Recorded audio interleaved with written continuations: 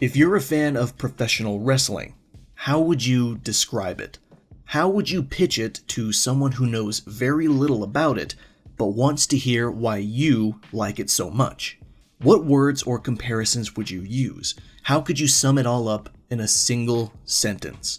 It's something I've thought about many times over the last several years, and I've gone through many permutations in my head. I know a very common and popular way to describe it among people online is to call it live-action anime. And honestly, that does have validity. It's got the larger-than-life characters, the dramatic storylines, the big fights, the special moves with their own names, and the power of personal convictions that lead to the greatest victories. It's a great way to pitch wrestling to someone who already knows and likes anime. My personal description of pro wrestling is kinda different in presentation, but the spirit is more or less the same. To me, pro wrestling is a stage play, where the climax of the plot is told through improvised combat, physicality, and athleticism. A performance art.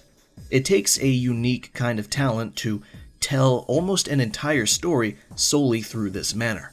The outcome might have already been determined before the fight even began, but the fight itself can be an entire 3-act story that leads to that outcome, and that's especially true for some of the best matches ever. When I realized this about wrestling, my appreciation for it really grew. Of course, I still enjoy matches that only focus on looking cool and being chaotic and hitting those insane spots, but once I finally became fully perceptive of the storytelling aspect of it, it felt like a whole world opened up to me. This video is going to be a personal retrospective about the relationship I have with professional wrestling as a viewer, from childhood to today, covering every single step of how I got into wrestling, how I discovered my favorite wrestlers, and what some of my favorite matches are and why. That means this video is going to be part autobiography, part review of different events and matches, and I guess part history lesson.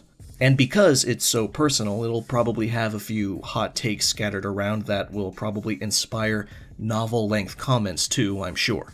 I recently started watching wrestling again after a hiatus of sorts, and it made me reflect on the somewhat strange path I took on my journey to become a fan.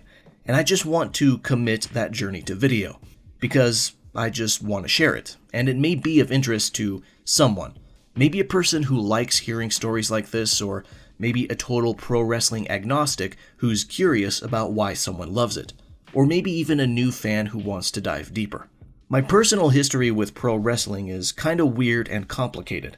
I was a kid during some of the most interesting eras of the sport, especially the Monday Night War between WCW and WWE, then called WWF, plus the latter's famous or infamous Attitude Era. As a child, I witnessed the world experiencing the height of stars like Stone Cold Steve Austin, Bret Hart, The Rock, Shawn Michaels, Ric Flair, Triple H, Kevin Nash, Scott Hall, Mick Foley, The Undertaker, Chris Jericho, Eddie Guerrero, Kurt Angle, and more main eventers than I could have possibly have kept up with as a boy. This was a period where superstars were practically being pushed out of a manufacturing line. Then, of course, WWF buys WCW, and the ruthless aggression era begins, bringing out new stars like John Cena, Brock Lesnar, and Randy Orton.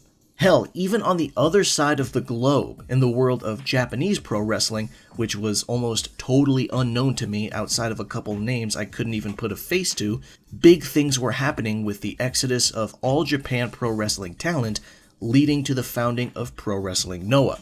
Basically, a ton of stuff happened within the industry at this point of my young, impressionable life. But I barely actually watched any of it. When I was a kid, I was almost never able to catch any pro wrestling programming at all. Reason being, my dad would simply come home from a long day's work before any of it came on, and he would commandeer the television for himself for the remainder of the evening, as dads do. And he didn't really have much of an interest in wrestling himself, which is pretty funny considering how much of a fan of The Rock he would become when he started doing movies. I didn't really have the right to complain because I already had the TV to myself for up to 4 hours before my dad got home anyway. During this time in my life, everything I knew about wrestling was thanks to either friends who did watch it or occasional tidbits I would read about in my subscription to Sports Illustrated for Kids, or the rare wrestling video game I had the opportunity to play. Only on extremely rare occasions was I able to catch some wrestling footage on my TV, not including commercials, but it was never a full match. The closest I ever got to watching pro wrestling uninterrupted was watching Ultimate Muscle on Saturday mornings. With my rice, I like to have some cow. Thus, my relationship with pro wrestling was simultaneously long distance, yet also very close. I was basically a wrestling fan who only consumed related or secondary media, but never got the chance to watch the actual product. Like I said, this is a weird and kinda complicated situation to be in. One big question you might wonder about little kid me is, was I even aware then that wrestling was scripted? And honestly, based on what little I was able to see with my own eyes, I think I kinda was, but not fully. But I was too young to really put my feelings into words. Even though I had my suspicions, I was still invested enough to get defensive whenever someone disputed its legitimacy, because I was just a kid standing up for an interest that I had. I was always doing that, especially for video games. But later, I would grow to understand that I was less upset about people pointing out the fact that it was scripted and more upset about the words they used. Specifically, fake. Even as a kid, the word fake seemed very insulting, but of course I couldn't explain why until I was older. It's a word that utterly disregards all the hard work that really goes into the final product and undermines how incredibly dangerous this line of work can be. There have been people who lost their lives in the ring, in front of a crowd, including legends who died doing a move they had done 1,000 times before. These are grown adults hurling their entire body weight into each other or onto some other firm, but usually padded, surface. No matter the preparation, you can never truly fake a 250-pound man falling directly on top of his head. The most you can do is either mitigate the blow or, even better, don't do the move at all. So yeah, even as a kid, I still had my vague understanding of what wrestling truly was, but I didn't care because it just looked cool. And I admired it even though I couldn't watch it directly. Sadly though, because I was unable to watch any of it, my interest eventually fizzled out. In the mid-2000s or so, I kinda just gave up. I let my dad cancel my Sports Illustrated subscription, I stopped playing wrestling video games and moved on to Tony Hawk's Underground and SSX, and my interests shifted to adjacent things. I focused more on what I could actually watch, which was the afternoon Toonami block and Tech TV, which had just merged with G4.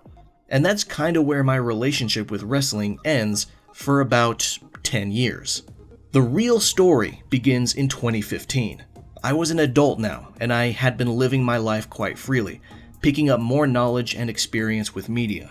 I was still heavily into video games, as you can no doubt tell by the content of my channel, but I had also recently gotten into classic and foreign movies, and was listening to a metric fuckton of new music at the time. It was a period of my life where I was constantly seeking out new stuff to try. But one random day in the summer, I was hit with the realization: I haven't thought about pro wrestling in a long fucking time, and I'm an adult now with unsupervised access to a TV and the internet. I wanted to get into wrestling for years as a kid, and there's nothing stopping me now, so what am I waiting for? So that coming Monday, I decided to finally watch my first full episode of Raw. Some of you might be curious as to what specific episode it was. Well, good news. I remember. It was July 27th, the episode where Rusev whipped out a boxed fish and presented it to Summer Rae to compare it to Lana. It's a fish. Zemir, take it. Take the fish. This was literally my first episode of Raw, and I already had a gut feeling that this feud was not going anywhere good. And my gut ended up being right because this entire angle was unceremoniously, and likely purposefully, killed when Rusev and Lana showed off their real-life engagements on Instagram. But I can't be too hard on this episode, because it also did introduce me to Cesaro, Kevin Owens, Paige, Sasha Banks, and Seth Rollins, who actually broke John Cena's nose on this very same night.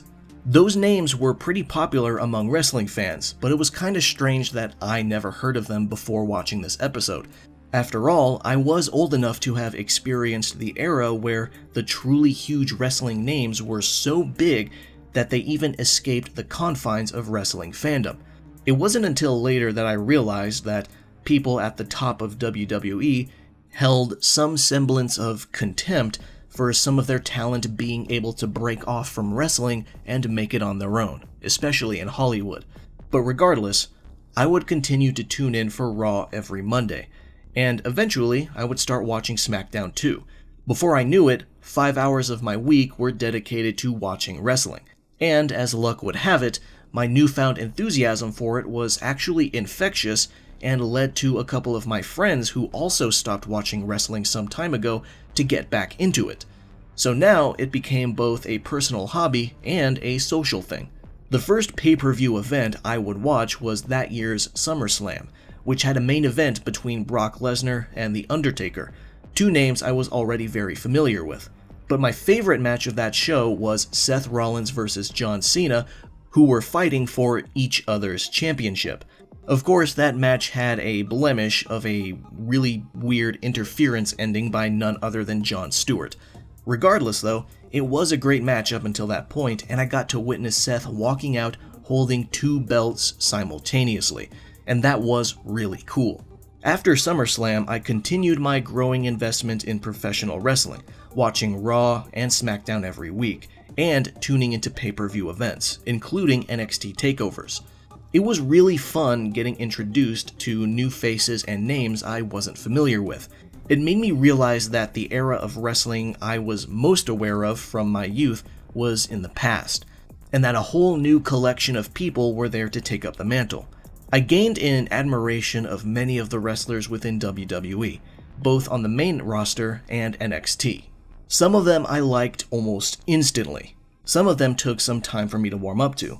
Some of them I liked because they were excellent in the ring, and some of them I liked because they had enough charisma to get me to join their cult if they had one. Off the top of my head, by the time 2015 was over, I was definitely interested in wrestlers like Seth Rollins, Dean Ambrose, Bray Wyatt, Neville, Dolph Ziggler, Asuka, American Alpha, Sami Zayn, Bayley, and Finn Balor. I was definitely fully committed at this point. I even went so far as to take advantage of the situation and watch older matches from the 90s and early 2000s that I missed when I was a kid. I finally saw the matches that made the household names famous, including people who saw a rise in popularity through ECW, like Rob Van Dam, the Dudley Boys, Jerry Lynn, and others. It was a really cool period that felt strangely nostalgic, even though I didn't actually watch any of it when I was little. It took well over 10 years, but I was finally the wrestling fan I was trying to be back when I was a kid. But little did I know, I was about to experience something that was going to take my interest to the next level. I watched a lot of cool matches, past and present, but I haven't yet struck that special feeling of watching a match that felt like it was made just for me. Now, when I get into a new hobby or interest, what I like to do is take a peek into the more accessible communities dedicated to it. In all my time on the internet, I've discovered that that's how you take the next step towards becoming more serious about it. I was only scratching the surface of the world of pro wrestling by just sticking to WWE, and I knew that, so I wanted more. But what was next? How do I find out where to go from here? Well, typically, the answer is finding the online community and see what they're talking about. In this day and age, if you want an accessible community tied to a hobby or interest you're just starting to get into, the easiest place to go is Reddit. I know it's not the best website for general discourse because any subreddit can be turned into a cesspool of elitists who have forgotten the concept of helpfulness, or an obnoxious echo chamber you can get immediately banned from for voicing a dissenting opinion, but subreddits dedicated to specific niches can be excellent resources loaded with information. In fact, I have a couple subreddits bookmarked specifically because they have wikis that are crammed with helpful stuff. And for pro wrestling, the main subreddit was, and still is, r/squared circle, which was already plenty active and had people talking about matches and wrestlers from all different types of promotions. So that's where I went. And there was one event airing quite soon that caught my eye because of how much hype it was getting on there. New Japan Pro Wrestling's Wrestle Kingdom 10. It took me very little research to understand why it was so anticipated. Wrestle Kingdom is basically NJPW's equivalent of WrestleMania. It's their premier show where the best matches are bound to happen, where storylines are likely to both end and maybe begin. And it takes place at the one and only Tokyo Dome, every year on January 4th. With this information now in mind, I had my next steps laid out for me. If I was going to take a deeper dive into pro wrestling, especially on a global scale, I need to catch Wrestle Kingdom 10. I was very eager to watch it, but I still wasn't fully prepared for how much of an impact it would have on me as a born-again wrestling fan. I wasn't able to catch Wrestle Kingdom 10 live due to those pesky time zone differences, but you bet your ass I watched it the very next day. I went out of my way to avoid looking at the results. I wanted the purest viewing I could have. I watched it all in one uninterrupted sitting, as if I were watching it live. And let me tell you, I felt my worldview expand as the show went on. I might have still been very green when it came to watching the actual product, but even I could tell that I was getting spoiled. The first half of the event was really fun. It wasn't life-changing just yet, but I was consistently entertained through the 4-way tag match for the IWGP Junior Tag Belt, the fantastic singles match between Kushida and Kenny Omega for the IWGP Junior Heavyweight Belt, and the tag match between Makabe and Honma and Gallows and Anderson for the IWGP Non-Junior Tag Belt. It was very fun. After those fights, though, we entered the home stretch, where the big headlining matches finally began, and this is where the paradigm shifted. The first of the 3 matches that changed me was Tomohiro Ishii versus Katsuyori Shibata for the Never Openweight Championship. I knew nothing about either of these men before this match started, but as they walked to the ring in their introductions, I could tell they were badasses. Ishii looked like a brick shithouse who could walk away from getting hit by a bus, and Shibata, in his minimal all-black trunks and kick pads, and his simple but effective nickname of The Wrestler, gave off the aura of someone who could dominate a room full of people simply by walking in. Again, I knew nothing about these two when I hit play on this event, but going strictly off first impressions, I could feel that their match was in this last half for a reason. Ishii and Shibata exploded out the gate with a constant back and forth of gnarly, stiff strikes. But the first moment of the match to truly catch me by surprise was when Shibata completely no-sold a kick to the back, and then they started to take turns sitting down and receiving kicks, one after another. And the kicks were fucking nasty too. This was when I realized that these two dudes were the real deal. They were honest to God bad motherfuckers. And what's more is that the crowd was super into it. They chanted during the exchanged forearm blows, and they cheered with insane hype at the exchanged back kicks. They loved the display of toughness. Then it moved to chops. Ishii slammed his hand against Shibata's chest over and over, and Shibata just kept asking for more. And the match just kept going like that. Just two hardasses mercilessly beating the snot out of each other with stiff, devastating shots. Chops, forearms, kicks, lariats, and suplexes. They were dishing it out and taking it one after another. It was a battle between two men trying to make a point, trying to show that they were the toughest sons of bitches around. And it worked. This match made Ishii and Shibata look like monsters, and I was fucking hooked. I couldn't keep my eyes glued to the action enough. The match even had a few grotesque headbutts that had audible thuds picked up by microphones, an unfortunate sign of things to come for Shibata, but we'll get to that later. The fight soon ended, and even though most people probably wouldn't consider this the best match of the event, It was for me. It was enthralling. It was ruthlessness and toughness I haven't seen before in my short period as an old but new fan of the art. It was the best possible introduction I could have had to these two wrestlers, and it made me a massive fan of Shibata. The remaining 2 matches of Wrestle Kingdom 10 were also incredible. Don't misunderstand. Even if I were in a world where I didn't jive with Shibata vs Ishii, Shinsuke Nakamura vs AJ Styles, 2 men who would go to WWE very soon after this event, and Kazuchika Okada vs Hiroshi Tanahashi would have just as easily picked me up and had just as much of an effect on me. They were absolutely phenomenal showcases of skill, style, pacing, and in-ring storytelling. Plus, the crowd was just electric the entire time. In just a single event, I became an instant fan of all 6 men in the last 3 matches. And when it was all over, I felt kinda overwhelmed. I couldn't believe the quality of the show I just watched. Wrestle Kingdom 10 was undeniably the best first impression I could have gotten from NJPW, and I got it without any sort of personal build-up to the event. I did no research on anything. I only watched out of sheer curiosity, and I was rewarded for that curiosity with a show I will never forget. My journey as a wrestling fan may have properly started with that fateful Raw episode back in July, but it was this NJPW event that took things to a level much higher than I expected to go. Before we continue, I would like you all to know that after 4 years on YouTube, I've finally opened a merch store.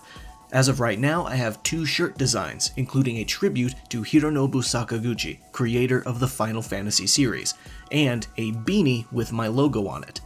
Both shirt designs are available in lightweight fabric and heavyweight cotton.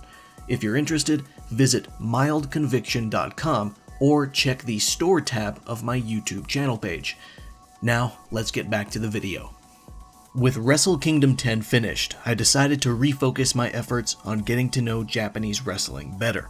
I still watched WWE programming every week, but now I was supplementing it with as much good old puroresu as I could get my hands on. This also meant spending more time on r/squared circle to easily keep up with news. Very soon following that life-alteringly incredible Tokyo Dome show, however, there was one name that popped up that seemed to get a lot of attention. It wasn't a wrestler, but a sometimes controversial journalist who had been covering wrestling for a very long time. Dave Meltzer. Now, I know some people are going to get pissy at me for even daring to give Meltzer some credit for anything, so before anyone starts typing a novel-length comment about how much they hate him, let me at least give my thoughts on the subject first.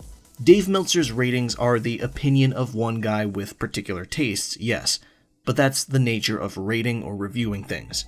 A critic's usefulness as an individual depends entirely on how much your tastes align with theirs.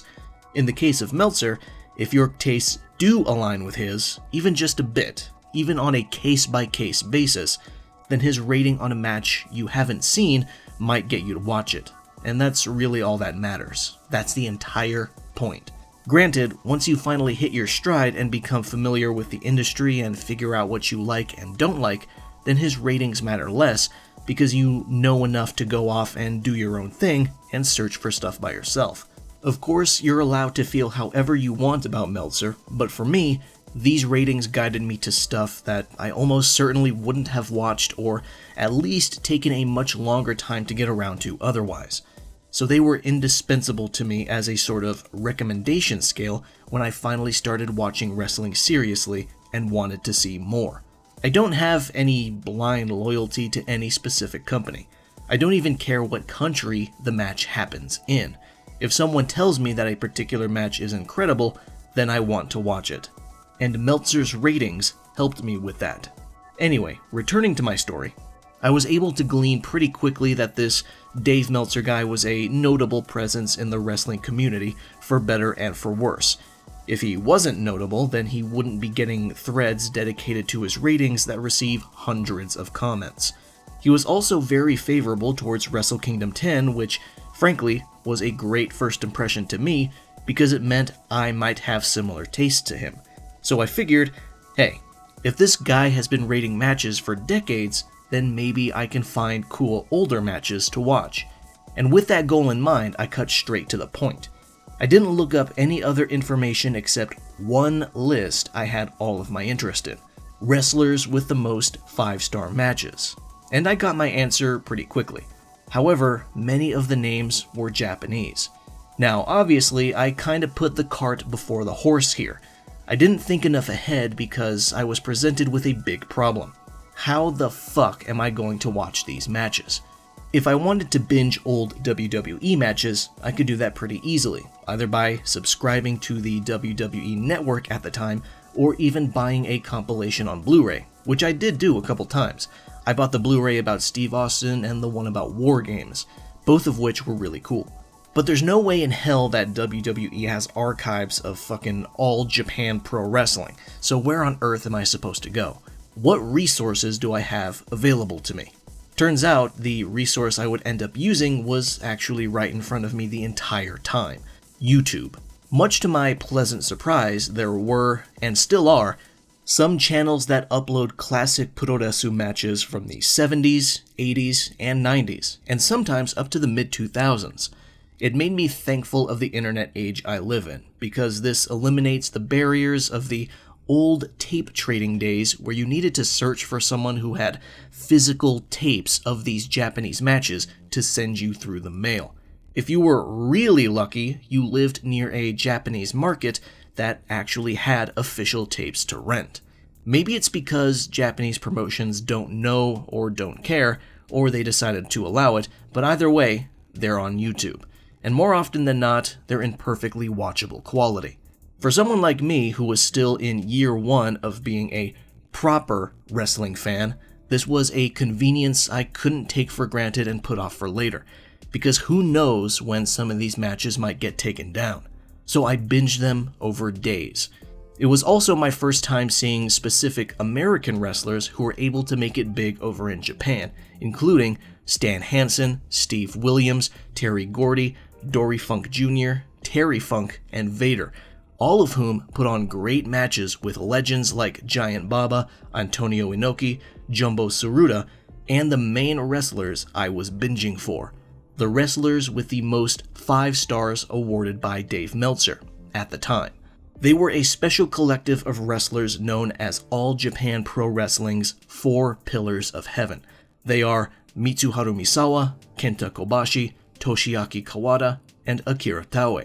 There's an unofficial 5th pillar, however, in Jun Akiyama, who also had a large amount of incredible matches in AJPW at the time, often with the 4 pillars. But the reason why he isn't considered a pillar himself, from what I can gather at least, is simply because he's a few years younger and wasn't elevated to stardom at the same time. He's narrowly considered to be part of a younger generation, even though he's only a few years younger than Kobashi. But for all intents and purposes, I personally consider him the 5th pillar, and will refer to him as such. Anyway, with all that said, I watched as many matches as I could find on YouTube surrounding these 5 men. And even to a new fan like me, it was clear why they were so revered. There's a reason why this video is titled Fighting Spirit, and as much importance as I gave the Shibata vs Ishii fight at Wrestle Kingdom 10, and as much as I enjoy the strong style wrestling associated with NJPW, it was this specific collection of wrestlers, the 5 pillars, who truly cemented within my heart the kind of experience I seek the most when watching wrestling. These men popularized the Odo, or King's Road style of pro wrestling, which was heavily focused on in-ring drama and slow escalation of action in the match.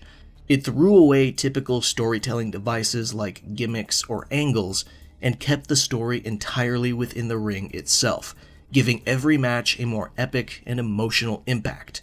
My love of King's Road style wrestling wasn't a sudden realization I had at any specific match. Instead, it was a slow dawning as I watched more and more.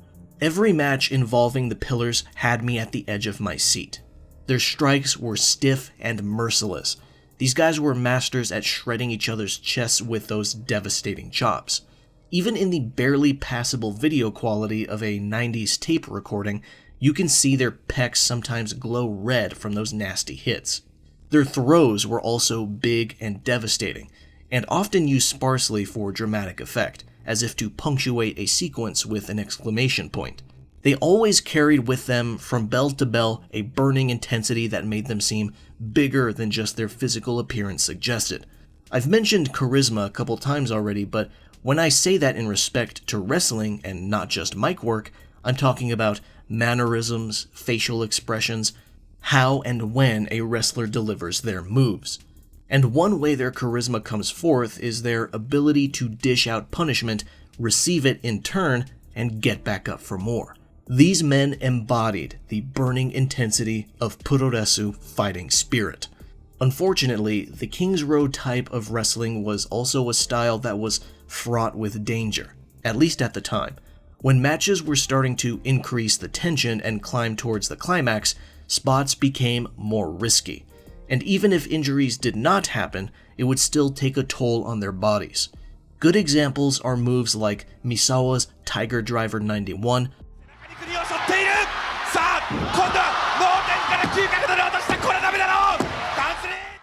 Kawada's Ganso Bomb,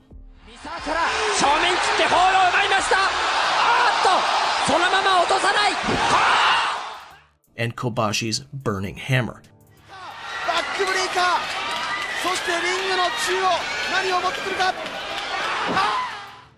All of these moves involved just straight up dropping your opponent on their fucking head with no real protection besides praying that they knew to tuck their chin in as much as possible and maybe alleviate some force of the fall with their hands. It's a miracle none of these moves seriously injured anyone, but that simply speaks of the competency of the men using the move and the fact that they were only used a handful of times each. Kawada only used the Ganso Bomb 3 times ever, and it never actually won a match, strangely enough. And Kobashi only used the Burning Hammer 7 times, but the last 2 times he did them were a modified wrist clutch version that was much safer to take. Sadly, regardless of any safer changes, the usage of these moves added up to create a debt that their bodies had to pay for, and eventually, disaster struck in the worst way imaginable. On June 13, 2009, Misawa, who led the exodus from All Japan Pro Wrestling and founded the Pro Wrestling Noah promotion, and was considered the face of the King's Road style and arguably even the heart of the Pillars, participated in a tag team match, where he teamed up with the young and promising Go Shiozaki against tag team champions Akitoshi Saito and Bison Smith.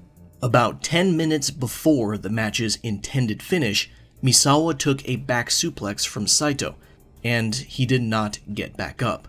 He was taken to the Hiroshima University Hospital and pronounced dead at 10:10 p.m. Japan time. His family invoked a law that requested police to not publicly reveal the cause of death, but it was widely speculated and partially confirmed to be an injury to the cervical vertebrae.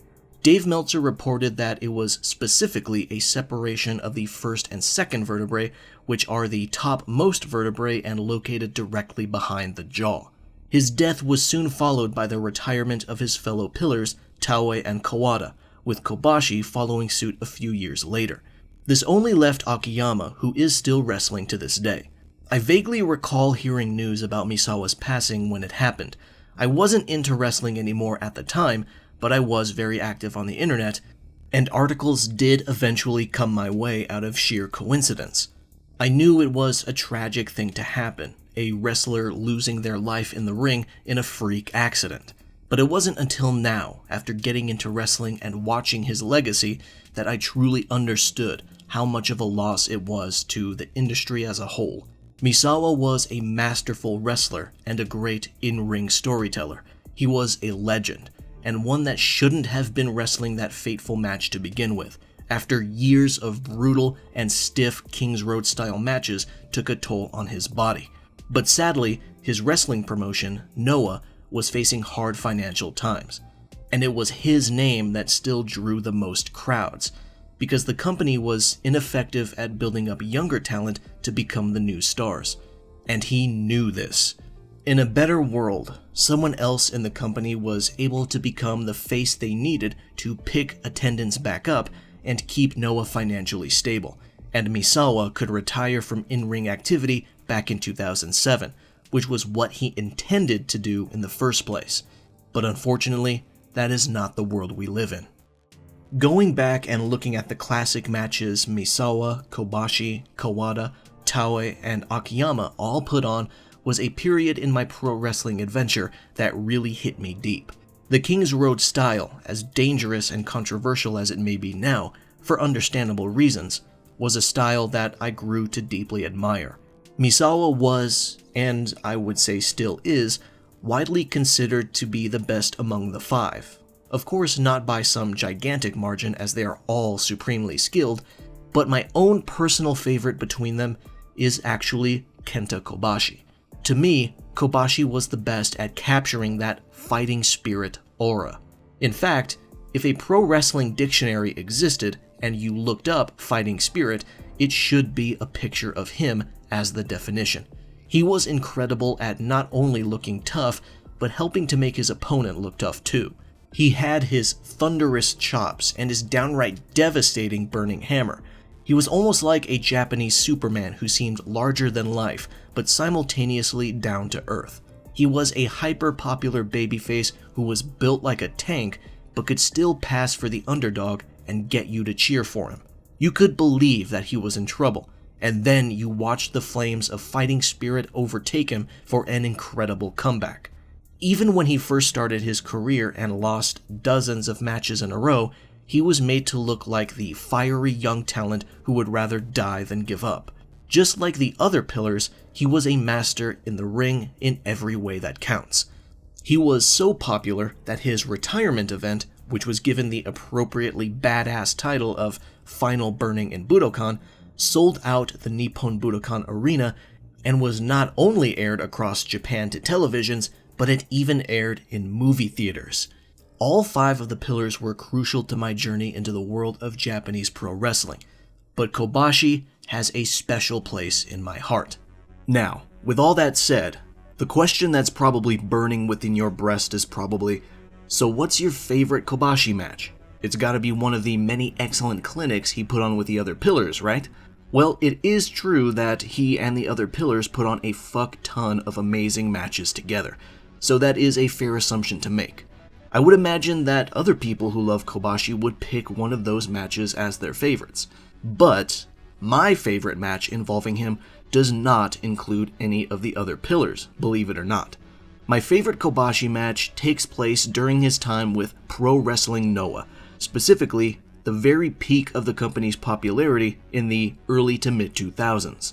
Back then, they were able to sell out the Tokyo Dome, and that's exactly where this match happens.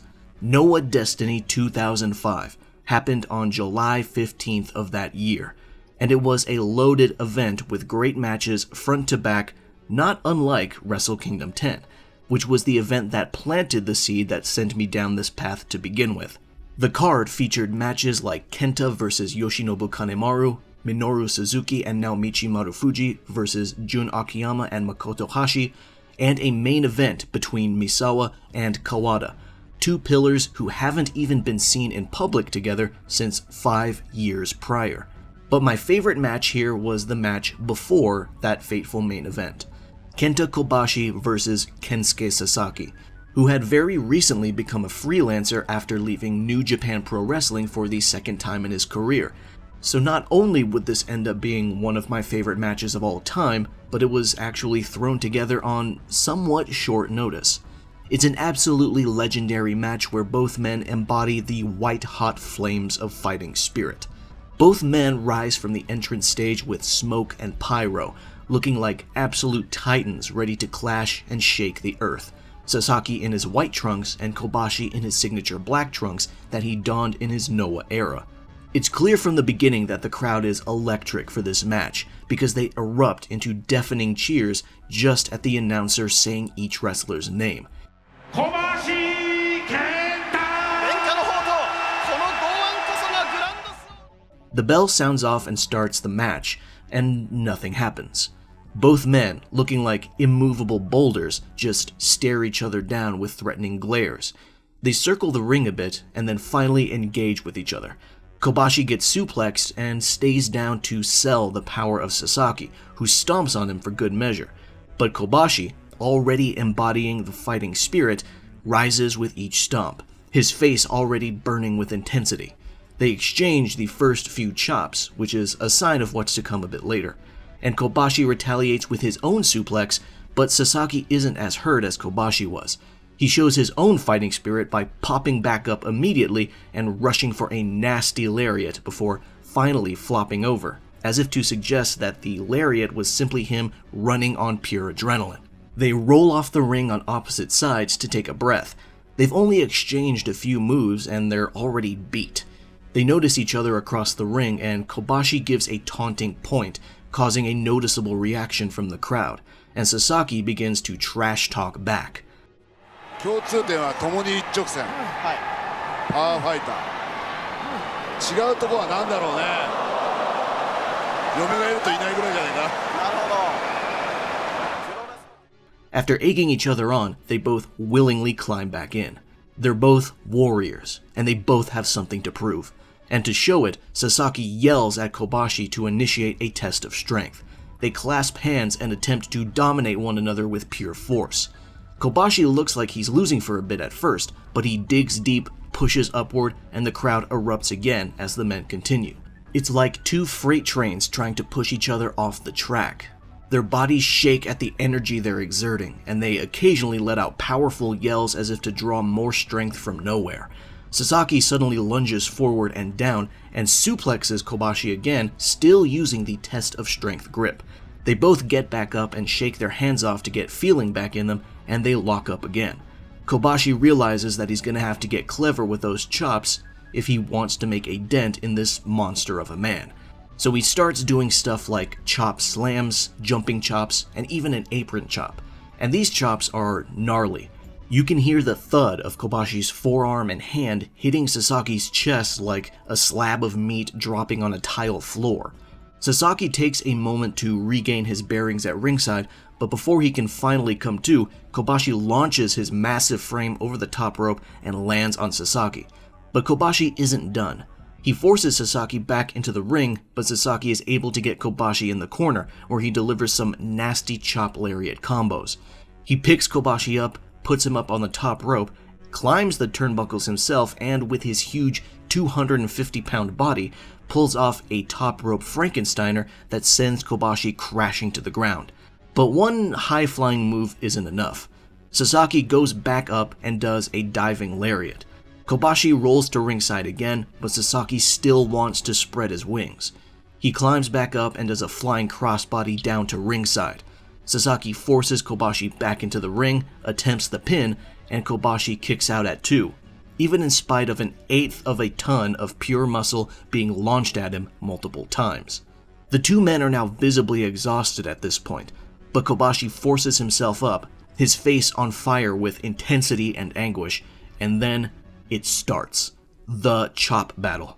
For anyone who doesn't have their pro wrestling brain turned on, chop battles probably seem silly, but in the ring, it's how two men test each other's strength, pain tolerance, and overall resolve.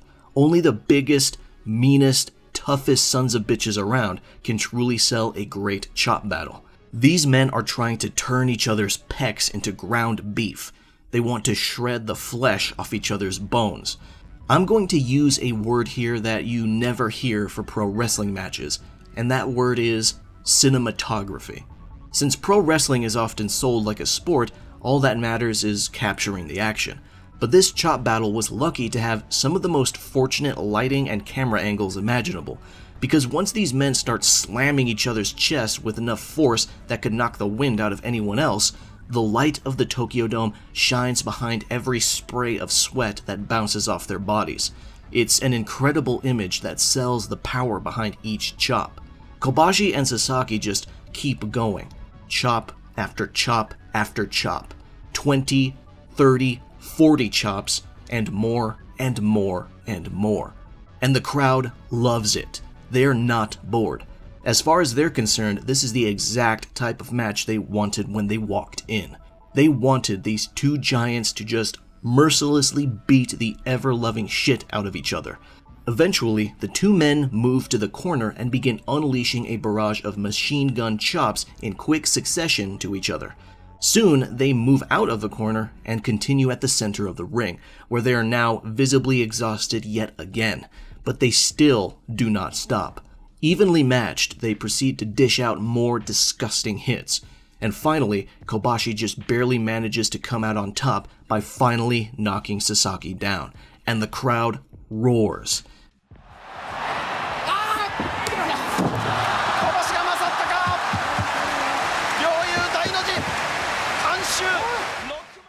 In total, they exchanged exactly 187 chops in this one sequence. Yes, I counted. But the match still isn't over. Both men become desperate. It's time to start busting out the suplexes and throws. And they look just as devastating as you would expect these two brick shithouses to make them look. Kobashi starts to bleed from the bridge of his nose, and Sasaki lands on his head multiple times in ways that are surprising he wasn't left injured. The action leaves the ring once again, and when they get back in, Sasaki delivers a fucking terrifying lariat that was picked up on the microphones.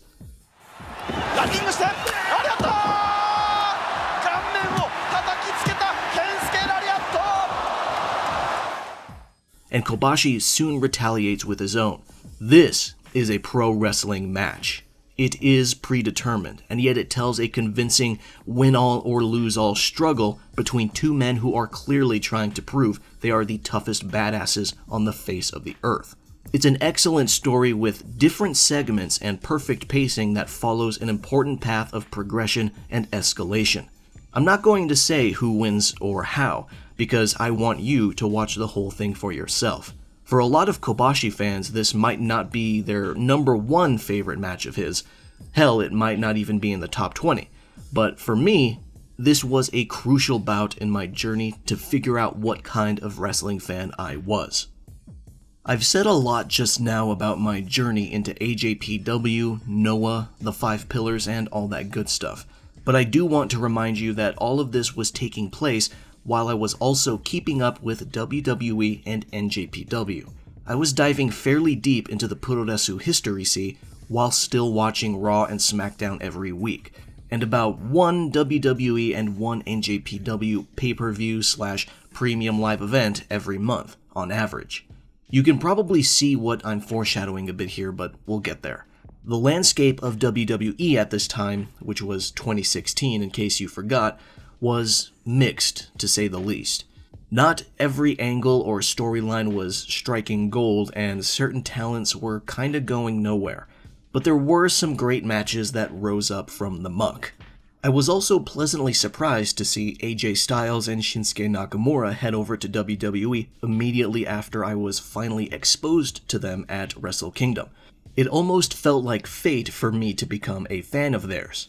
And I should mention, I did watch Shinsuke's first WWE match against Sami Zayn at NXT TakeOver Dallas, and it was fucking incredible.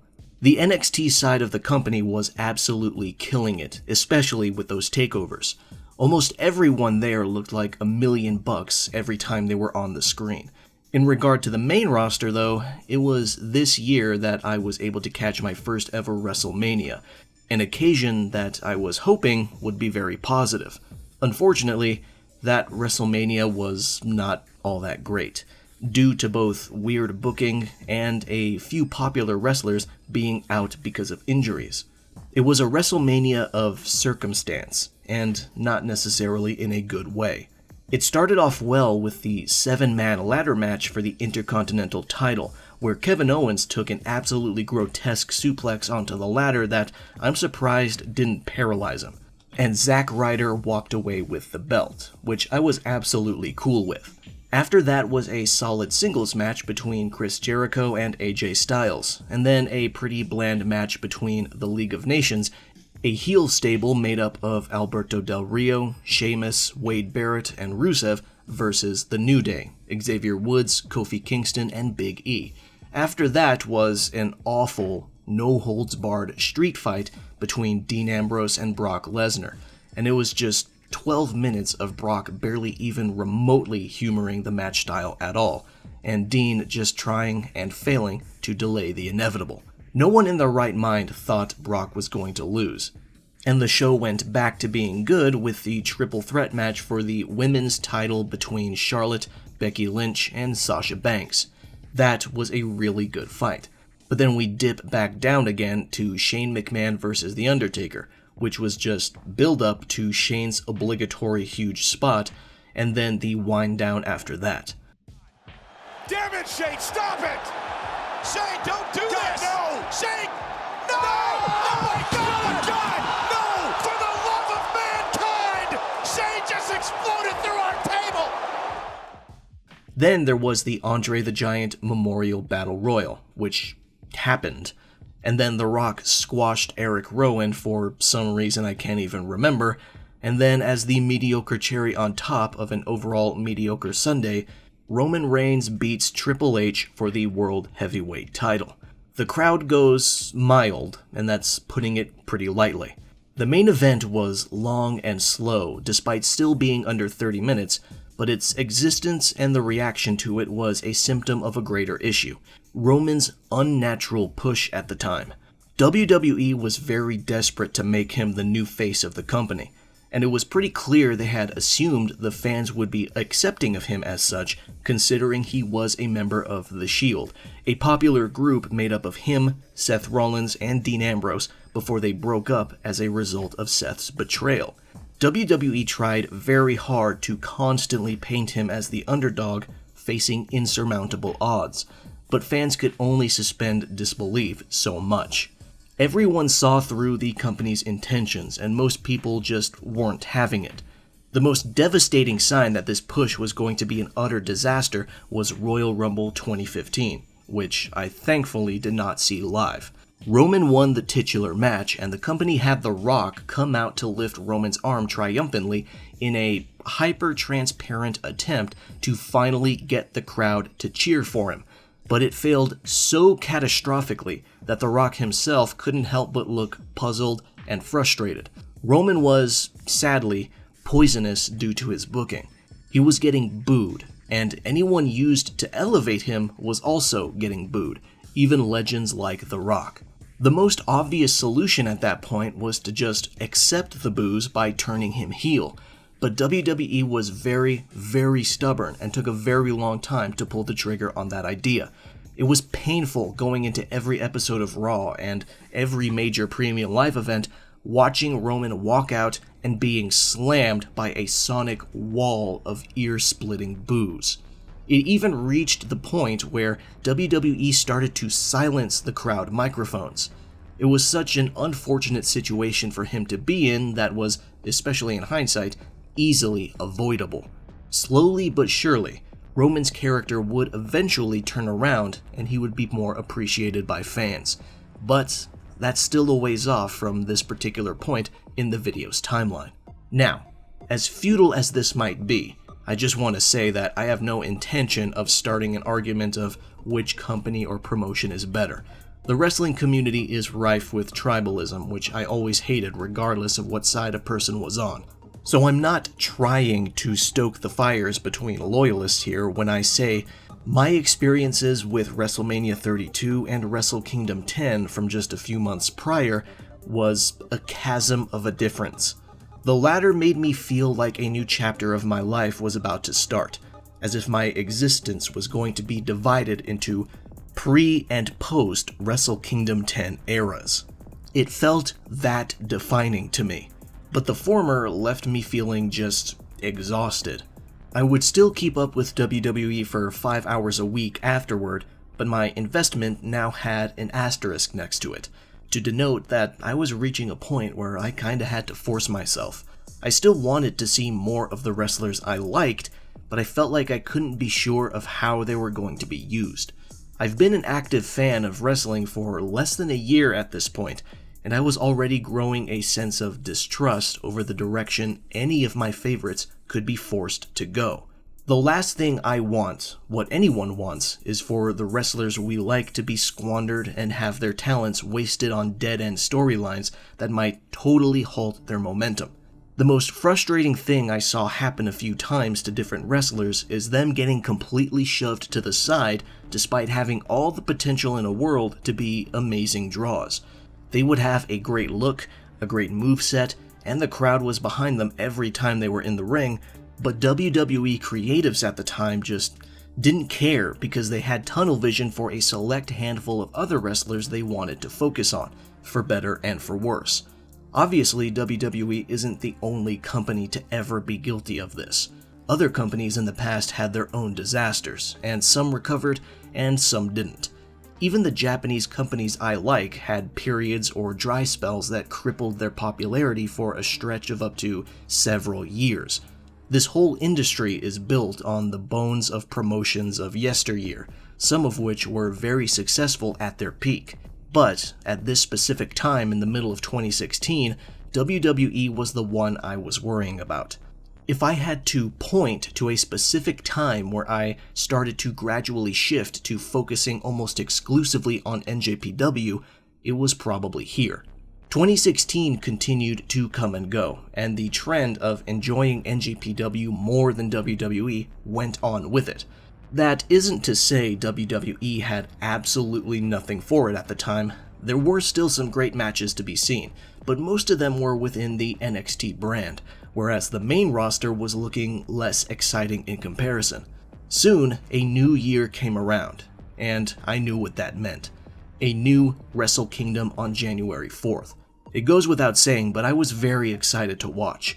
How could I not be after last year's Wrestle Kingdom basically changed my life? But of course, I didn't want to put too many expectations on the event, so I went in with a more reeled-in mindset. I was confident it'll be a great show, but there's no way it'll affect me like it did last year, right? Wrestle Kingdom 11 kicked off, and it started slowly but decently, just as last year's did. There was a pre-show Rumble match, a singles match between Tiger Mask W, played by Kota Ibushi, versus Tiger the Dark, played by ACH, a junior heavyweight tag title match between Roppongi Vice and the Young Bucks, a never open-weight 6-man tag title match, and then a singles match between Juice Robinson and Cody Rhodes, who was somewhat fresh off his departure from WWE. He'll come into play in this video a bit more later. After that was a Ring of Honor World title match between Kyle O'Reilly and Adam Cole, and then a 3-way tag title match. All of these bouts in the first half of the event ranged from decent to good, as they always do. Nothing life-changing yet, but we are about to enter the second half of the show, and this is where the big fights happen. First was the junior heavyweight title match between the champion Kushida and challenger Hiromu Takahashi, who had just returned from his overseas learning excursion that all young lions must eventually go on. If you're unfamiliar, I'll give a quick rundown. New wrestlers undergoing training with New Japan start their careers as young lions, which is the phase where they learn the basics and get their feet wet. Once they've got those basics down, they're ready for the next phase, the overseas excursion, where they spend 2 to 3 years working with foreign wrestling promotions partnered with NJPW, such as Ring of Honor in the US, CMLL in Mexico, or Rev Pro in England, among others. This is where they learn a variety of things and cultivate a wrestling style they'll likely spend the entire rest of their career using. The foreign excursion is where young lions slowly transform into the competitor they'll probably be for the rest of their lives, and it helps ensure that NJPW is always full of wrestlers with widely varied styles. The match at Wrestle Kingdom was fantastic, and an excellent way for Hiromu to put his best foot forward and make a memorable impression. The next match was for the never open-weight title, and it was between the challenger Hiroki Goto and champion, my guy, Katsuyori Shibata, who had managed to hold on to that belt for an entire year. And as I've come to expect from the man, this match was nasty, yet personal and kind of beautiful. Goto was framed to be quite the underdog going into this match, because he's made multiple attempts at different titles but always comes up short despite getting some big wins on the way there. ultimately leading up to this investing bout with Shibata. It was a great match, and I would say just about as good as Shibata vs Ishii the year before. After that was an equally fantastic match between the ace of New Japan, Hiroshi Tanahashi, and current Intercontinental Champion Tetsuya Naito, who was in the middle of his own meteoric rise to stardom due to a combination of charisma, in-ring skill, and smart booking. He briefly held the IWGP Heavyweight title in 2016 after taking it from Okada, but Okada won it back, and Naito then managed to nab the Intercontinental title instead. What makes his reign amusing though is that he hated the IC title. He would disrespectfully toss the belt around like a piece of trash, and why wouldn't he? He already felt the power of holding the heavyweight title, so the IC title was just a cheap condolence prize from his perspective. Regardless, the crowd loved him and his antics, and were definitely on his side in this defense against Tanahashi, and it was awesome. And finally, the main event, Kenny Omega vs Kazuchika Okada for the IWGP Heavyweight title. This match was a 47-minute barn burner. It's easy to be a harsh critic on matches that pass the 30-minute mark, because the further past that they go, the better they have to be to justify that length. But this match had no trouble whatsoever justifying its length to me. If anything, I kinda wish it were longer.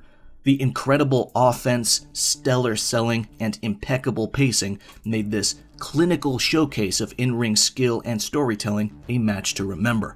This bout is a spectacle. It's a true heavyweight title battle in every conceivable sense. I was already completely sold on Okada thanks to last year's Wrestle Kingdom, and was already keeping a close eye on Kenny thanks to some great matches he put on throughout 2016 with Tanahashi and Hiroki Goto.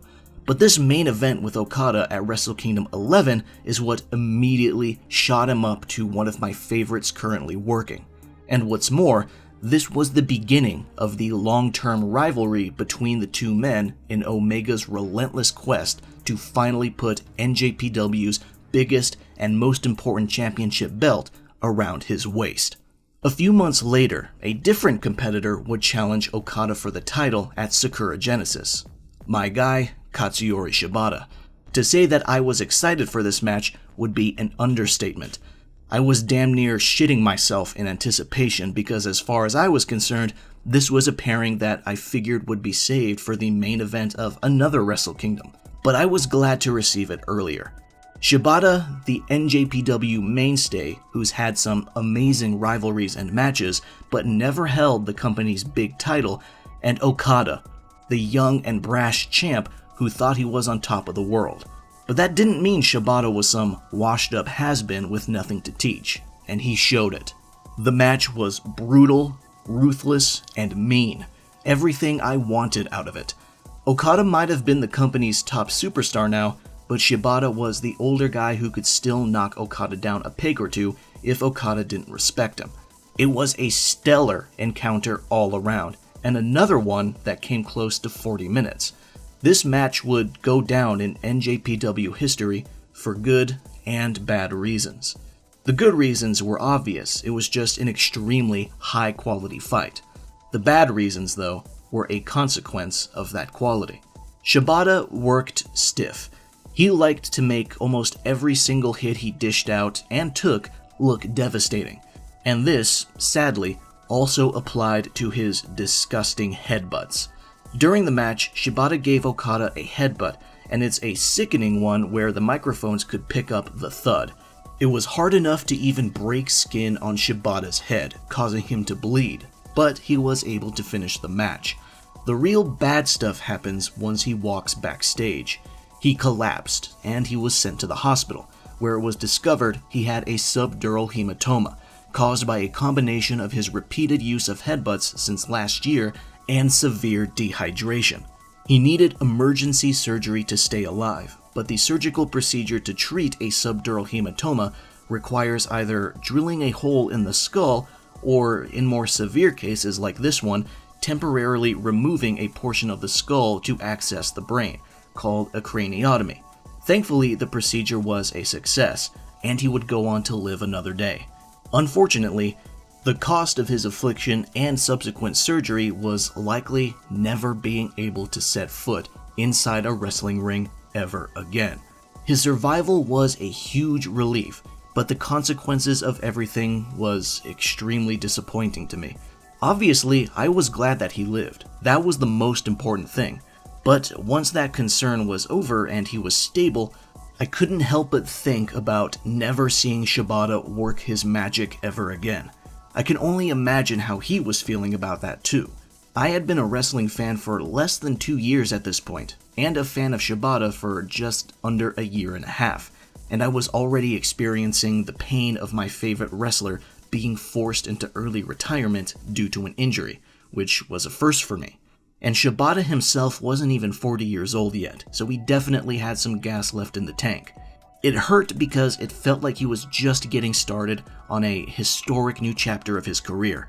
It also hurt because it felt completely avoidable. Now, as selfish as this might sound, part of me was kind of mad at him for even doing those headbutts to begin with. He was perfectly capable of making his matches look brutal without resorting to them, but he was too dedicated to his image and style and paid an unfortunate price. At the end of the day, he was alive, and that's all that truly mattered. But it still took a long time for me to accept the fact that I wouldn't be able to see him in a ring again. Now, not to sound dramatic, but Shibata's predicament was a pretty big blow to my interest in wrestling. He really meant that much to me. But I still kept watching, because I still had other favorites I liked seeing, especially Kenny Omega and Kazuchika Okada, who were continuing their feud 2 months after Sakura Genesis, at NJPW Dominion in Osaka-jo Hall.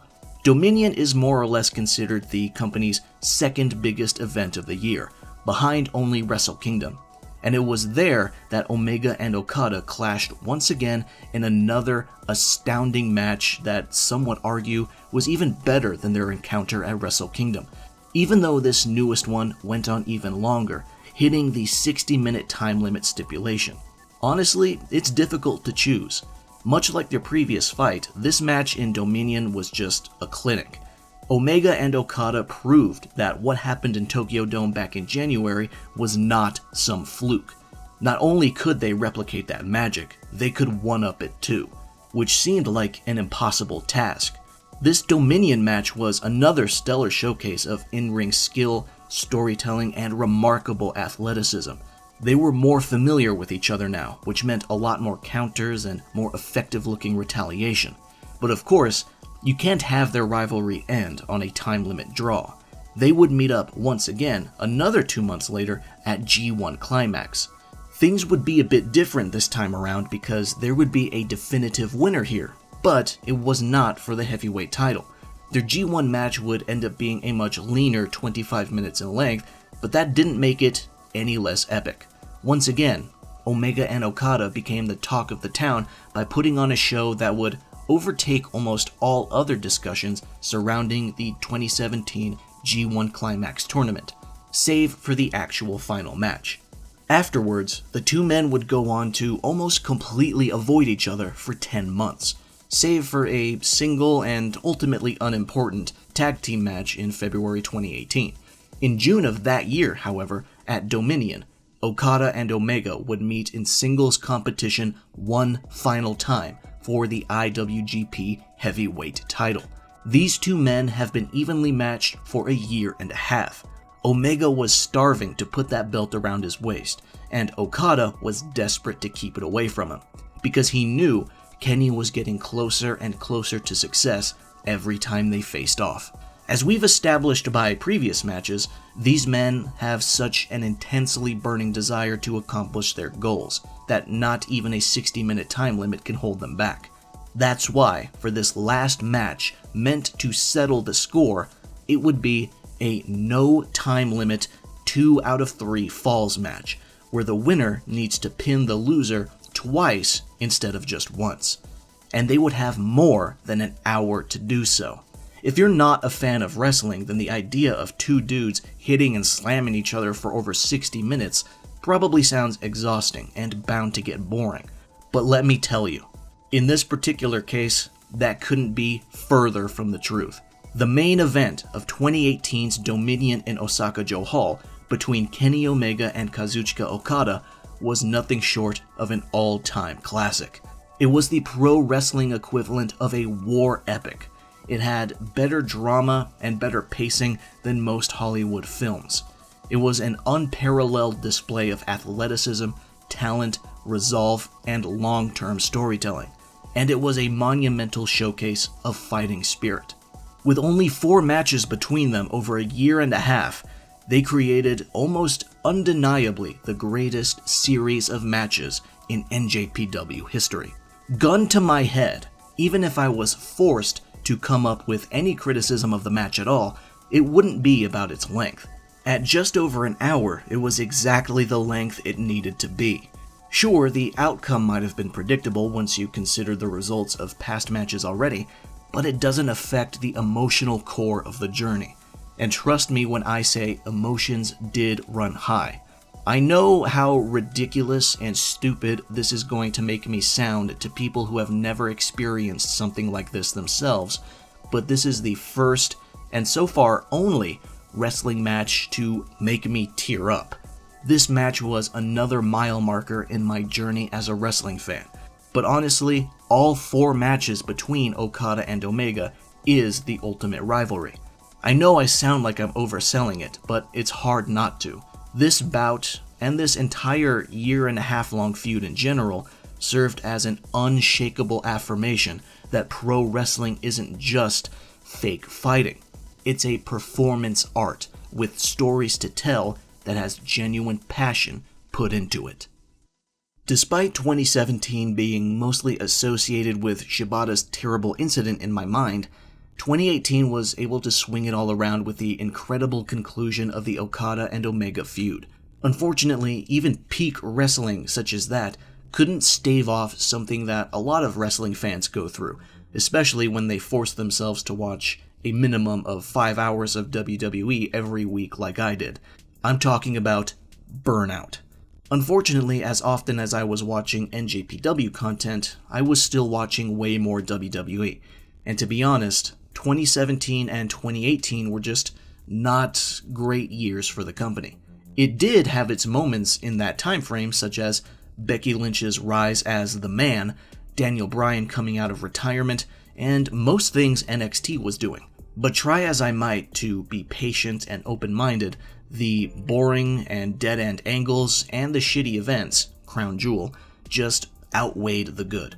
By the time 2018 came to an end, I was pretty much tapped out and taking a break from watching wrestling. I would watch the occasional NJPW event, but beyond that, I was firmly back to being a non-viewer. It was pretty frustrating that it only took just over 3 years to feel this way. I had seen other people on occasion mention that they also took a hiatus from watching wrestling because they were also burnt out, specifically on WWE content. I underestimated how easily that would happen to me. But to be totally honest, I've seen how people talk about 2019 WWE, and something tells me I was fortunate to miss all of it. I don't regret getting into wrestling at the time that I did, simply because Wrestle Kingdom 10 more or less changed my life. But there's definitely room to argue that 2015 was not a good time to get into WWE specifically. I went back to being a fan who knew about the news and current events happening within the industry, but never watched any of it. At least, not until I recently started going back and doing my own catch-up mission, which is what led me to making this video. But I'll get to that in a bit. Because of this burnout, a lot of things flew by, like the lion's share of Daniel Bryan's entire returning run in WWE, the creation of the first All-In event which led to the founding of AEW, the unfortunate passings of Jonathan Huber, also known as Brody Lee, and Wyndham Rotunda, also known as Bray Wyatt, and the entire pandemic era where there were no crowds allowed at wrestling shows. That was a weird one, because it affected a lot of events and matches in strange ways, and companies had different methods of coping with it. WWE and AEW used the opportunity to do some really strange but entertaining cinematic matches that took place outside of a normal sports arena. The former did things like the Boneyard match between AJ Styles and Undertaker, and the Firefly Funhouse match between John Cena and The Fiend, both of which were at WrestleMania. The latter company did the first ever Stadium Stampede, where 2 teams of 5 basically went around an entire stadium and bashed each other's heads in for over half an hour using anything they could get their hands on. These matches were all super creative and interesting and showed how a wrestling promotion could use limitations imposed on them to do something cool and new. But it wasn't all sunshine and rainbows. A lot of matches in this period were definitely hurt by the lack of a crowd, because crowd presence is a thing that can elevate the overall experience. A great match is made greater by a crowd that reacts strongly and positively, and showmanship, which in this case means the ability to guide or manipulate a crowd, is part of what makes storytelling aspects of some matches work. But in some super rare cases, the lack of a crowd actually helped. I know that sounds odd after what I just said, but for a few specific matches, the lack of a crowd sort of creates an aura that you're watching a very personal sparring match between 2 warriors who don't care about fame or glamour. They just want to settle the question of who's tougher. Against all odds, the lack of an audience made these particular bouts really cool, but they were rare. I continued to watch the industry change from the sidelines, including the horde of contract releases from WWE, leading to a whole bunch of wrestlers spreading out to other promotions. Until one announcement caught my eye in 2021, something remarkable that I never thought would happen. Katsuyori Shibata, my favorite wrestler and a man who almost died from brain trauma, was going to return to the ring in that year's G1 Climax tournament. It would be a special exhibition that had 2 key rules. First, it was grappling only, which means no throws or strikes. And it had a 5-minute time limit.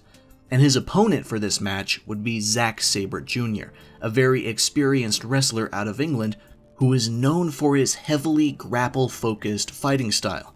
Zack is pretty much undeniably one of the best technical wrestlers currently working, and he was the best possible choice as Shibata's opponent for a returning match. The match itself wasn't all that incredible, but the meaning behind it was substantial. It marked the amazing return of a man who was lucky to still be breathing at all, let alone wrestling in a ring. It was a match that served as a prime example of how emotion can drive a fight in the pro wrestling world. It was a real-life example of fighting spirit. Even more amazing was the fact that this wasn't the end of Shibata's return to the ring. It wasn't a one-off event meant solely to show that he was still physically alright. It was a seed planted for his return as a serious competitor. Shibata's next match would be at Wrestle Kingdom 16 against a young lion named Ren Narita, who was near the end of his own overseas excursion.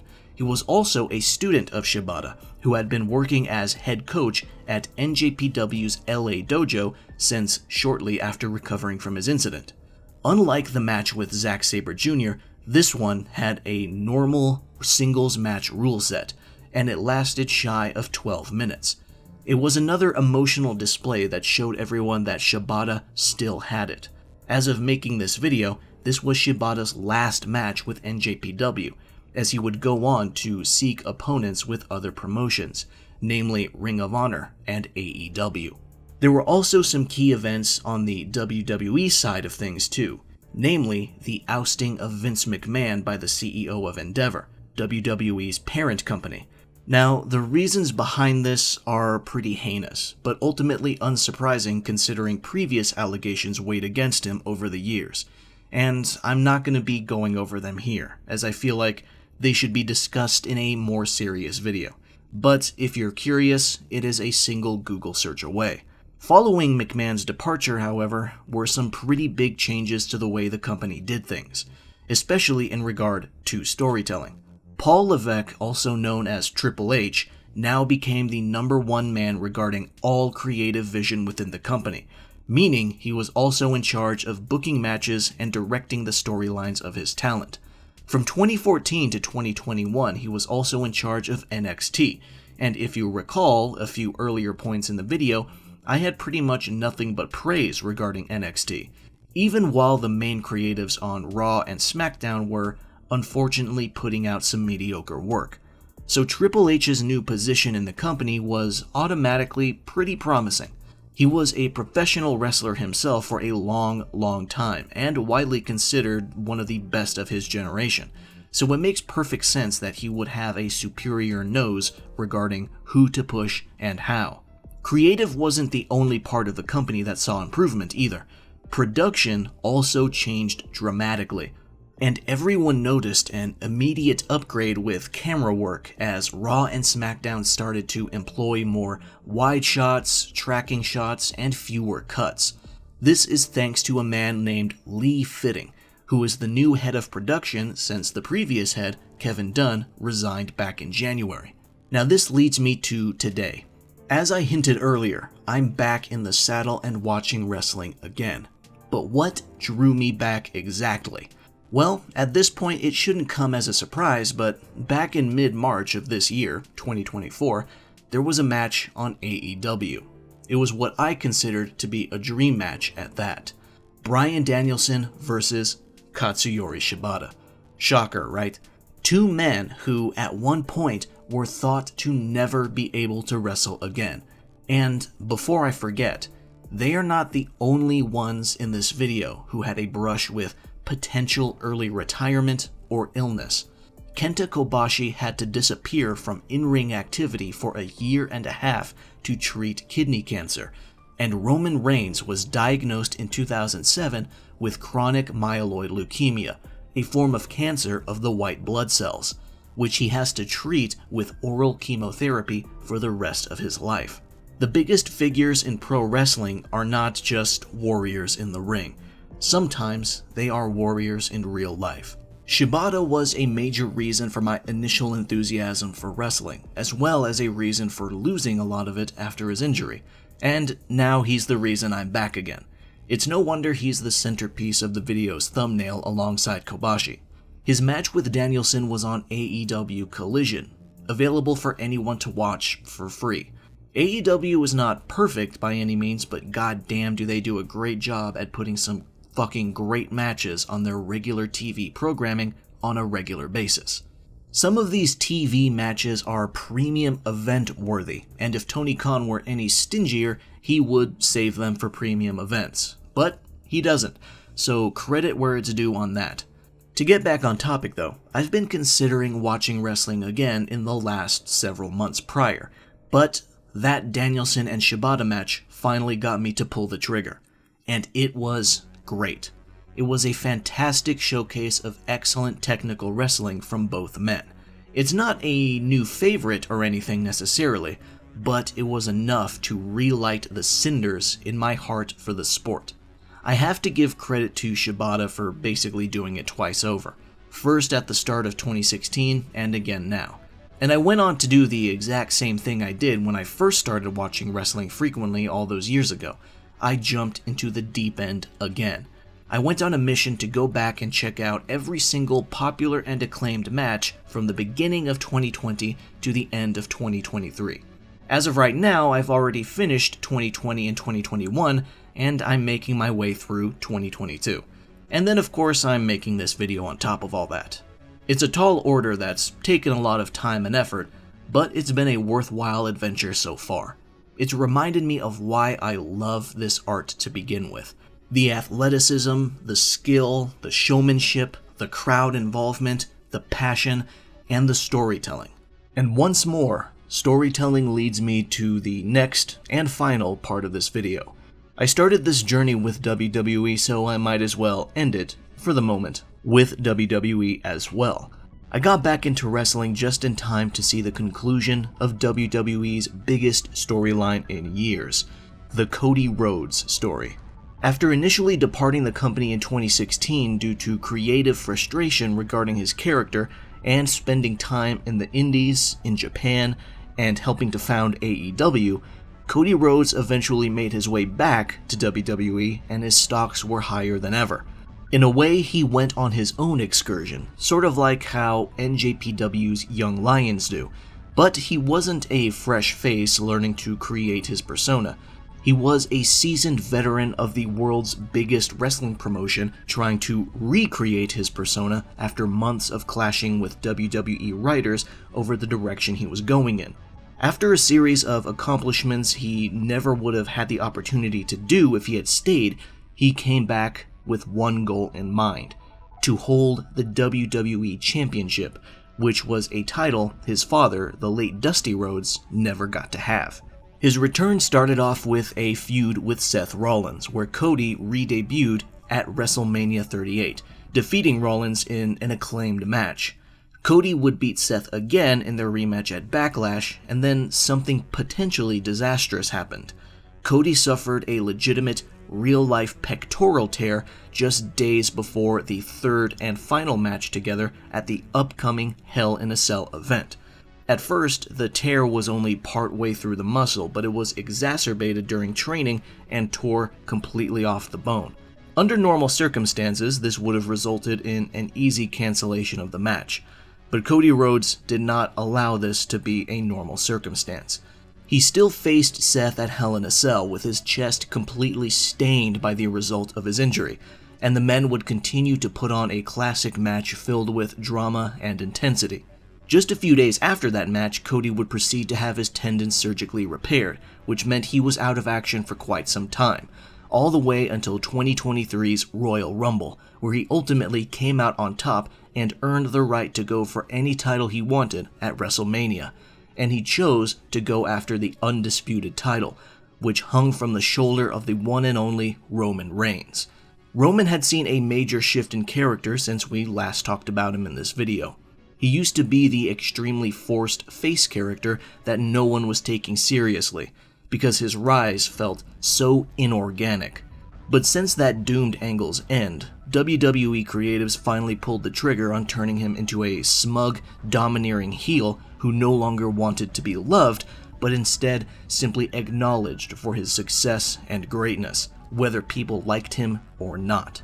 It was a sensible switch in character following those years he spent tolerating the chorus of boos thrown at him when he walked out in front of the crowd. At WrestleMania, everyone expected Cody to win, but after interference from Solo Sikoa, a member of Roman's stable, the Bloodline, Cody lost. It was met with very mixed reactions from fans who felt it was a sure thing that Cody would take home the belt. But time marched on, and the American Nightmare would continue to have shorter feuds with other wrestlers and even have a tag title reign with Jey Uso. Eventually, January came back around and Cody won the Royal Rumble again. It was the first time a wrestler won 2 Royal Rumbles consecutively since Steve Austin did it in '97 and '98. All signs were pointing to Cody challenging Roman again, but something interesting happened. The Rock appeared, and seemingly decided on his own that he and Roman would be main eventing WrestleMania. This infuriated fans who wanted to see Cody finish his story, but luckily Cody exercised his right as Royal Rumble winner to challenge Roman anyway. This angered The Rock, who decided to join forces with Roman as a new member of the Bloodline. This would also begin Rock's new run as a heel figure, dubbing himself the Final Boss. Finally, during the big event itself, Cody and Roman actually had 2 matches across both WrestleMania nights. The first night's match was a tag match between Cody and Seth Rollins versus Roman and The Rock. The latter team won, so the title match on night 2 would now be a Bloodline match, which simply meant no disqualifications, meaning Roman can receive as much help as he wanted by Bloodline members to retain his title. Obviously, this spelled bad news for Cody. Then it was finally time for the match to actually begin, and it went just about as you would expect. Cody and Roman were about evenly matched with each other until members of the Bloodline began to interfere. What they didn't expect was other wrestlers to interfere on behalf of Cody. Jimmy Uso was the first to hop in to help Roman, but his brother, Jay, came in to stop him. Then Solo popped out again to land some hits on Cody, but John Cena ran out for the save. And finally, The Rock himself came out to remove Cena from the equation. Seth Rollins appeared in his old Shield outfit and a chair, but was quickly taken out by Roman. And right before The Rock was about to start whipping Cody with a belt, a legendary bell sound effect rung throughout the stadium. The lights went out briefly, came back on, and The Undertaker appeared to hit a chokeslam on The Rock. It was an insane sequence of events, and if it were for almost any other match, it would be ridiculous. This is what people call overbooking.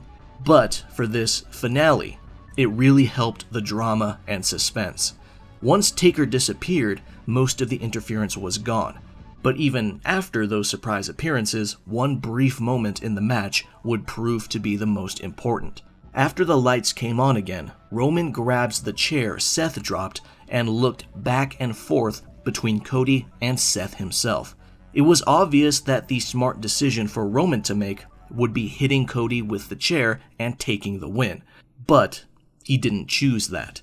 Roman chose to hit Seth. This was a gigantic character moment for Roman because it meant that even after 10 years and all the success he's seen in that time, deep down, he still hasn't forgiven Seth for betraying the Shield.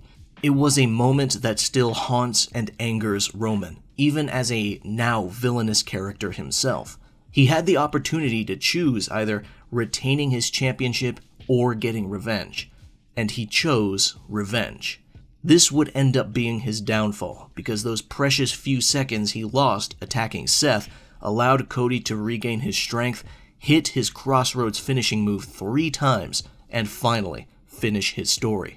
This was a series of matches and developments that truly showed what the peak of WWE-style wrestling is like. It was the pinnacle of WWE plot weaving, intertwining the fates of numerous wrestlers and bringing them all to a cathartic climax. The company tends to focus more on the melodrama and storylines above everything else, and that's a big contributor as to why, when some storylines don't end well or are dull from the very beginning, people are harshly critical of it. But when a story actually goes the way fans want, and the match serving as the finale is a satisfying one, it's a moment that'll go down in history. And Cody finishing his story was one of those moments. By leaving WWE, going off on his own to regain his passion, start up AEW, and coming back with a 1.5-year-long storyline commitment, Cody Rhodes accomplished a lot that most wrestlers won't be able to do in their own careers. His persistence and tenacity paid off in the grand scheme of things, and finally put him in the spotlight he fought long and hard to be under. And with that, I've pretty much covered all the major topics leading up to current day. Professional wrestling has affected me on an emotional level far more than I thought it would when I turned into that random episode of Raw back in 2015. I had no idea how big of a slippery slope it was that I was standing at the top of, or how deep of a rabbit hole I was staring into. I've spent so many hours reading about and watching pro wrestling in such a short amount of time, I'm honestly probably lucky I didn't get into it earlier, because if I did have access to it as a kid, man, I would have been obsessed. The only question now is, what am I currently doing? Well, I'm still catching up on wrestling I missed the last few years while simultaneously trying to keep up with what's going on now. I finished all the matches from 2020 and 2021 that got the most positive reception and am working my way through 2022.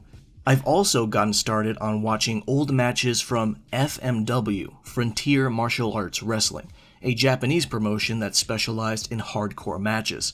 It was the home promotion of hardcore match legends such as Atsushi Onita and the late Hayabusa. Several famous Western wrestlers once worked at FMW too, including but not limited to Bryan Danielson, Chris Jericho, and Rob Van Dam. Other personal goals of mine include watching more events from Ring of Honor, older All Japan Pro Wrestling matches, indie promotions, and other MMA and shoot wrestling promotions, and any others that are still in my blind spots. I'm also considering going back and rewatching the Noah matches I watched when I first dove into the promotion in my search to learn more about the 5 pillars. Basically, I have my work cut out for me. And yeah, I know this is probably the quickest route to another case of burnout, but as long as I'm not forcing myself to watch 5 hours of WWE TV programming every week on top of it all, I think I'll be able to manage things better. Who knows? Maybe in a year or two, I'll have seen enough wrestling to justify giving a list of my 100 favorite matches. I've covered a lot in this video, enough that I could have probably chopped it up and made it into multiple smaller videos instead. And if you knew nothing about professional wrestling before watching it, I hope I didn't overwhelm you with too much information. Professional wrestling is a vast world of characters, matches, and stories, both fictional and non-fictional. It's a sport or performance art that's gotten me invested in ways I could not have predicted. I like many things about it, but the one constant that's remained with me over the years that truly powers my love of it all is the sheer passion and dedication to the craft. So many wrestlers out there put their minds and especially bodies on the line for those big moments and memorable classics. It's a display of tenacity and willpower that I've come to deeply admire. From legends who put on all-timer bouts with stiff hits and devastating throws, to current favorites who suffer legitimately torn muscles yet still perform, or near-fatal brain bleeding yet manage to still return after years of recuperation. There's a fiery intensity that burns within and a drive that wouldn't exist without true love for the art. That's why I love professional wrestling, and why I love the fighting spirit. Thank you for watching, and I'll see you around.